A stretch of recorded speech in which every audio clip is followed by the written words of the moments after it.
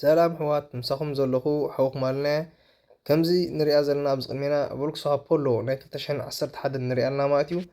እዚኣ መኪና እዚኣ ኣክተር በምፐር ተሃሪማ ኣሎ። ኣብ ታሕቲ ከም ንሪኦ ዘለና ተጨፋሊቑ ተሰባቢሩ ተላሓፂ ንሪኦ ኣለና ማለት እዩ። ማራ ተሃስያ ኣላ ብፍላይ ኣብ ታሕቲ ኣብዚ ጎኒ እውን ብዓብዪ ተጨይድ ንሪኦ ኣለና እቲ ሓፂን ንደገ ወፂኡ ማለት እዩ። ኣብዚ እውን ኣብዚ ናይ ኣክተር ሌፍት እውን እቲ በምፐር ተጀሪዑ ወፂኡ ኣሎ።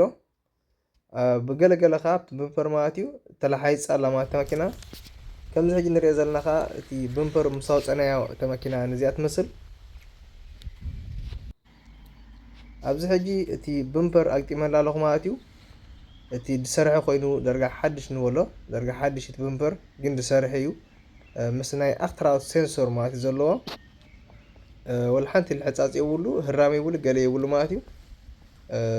እታ መኪና ኣብ ንቡር ተመሊሳ ኣላ ማለት ሕጂ ከምዚ እውን ንዓኹም ክንገብረልኩም ምስ ደልዩ ቴሌፎነይ ኣብ ላዕሊ ክገርፈልኩም እየ ንዓይ ኮንታክት ክትገብሩ ትኽእሉ ኢኹም ወላ ሞቶር ፀገም ዘለኩም ወይ ኣብ ዝኾነ ማለት እዩ መኪናኹም ዝተልሕፀፀኩም ተረመኩም ክትሸጥዋ ምስ ደልዩ መኪናኹም ክትካረዩ ምስ ደልዩ መኪና ክትገዝኡ ምስ ደልዩ ኣነ ባዕለይ ክትሓባበረኩም እየ ንዓይ ኮንታክት ክግበሩኒ ኢኹም።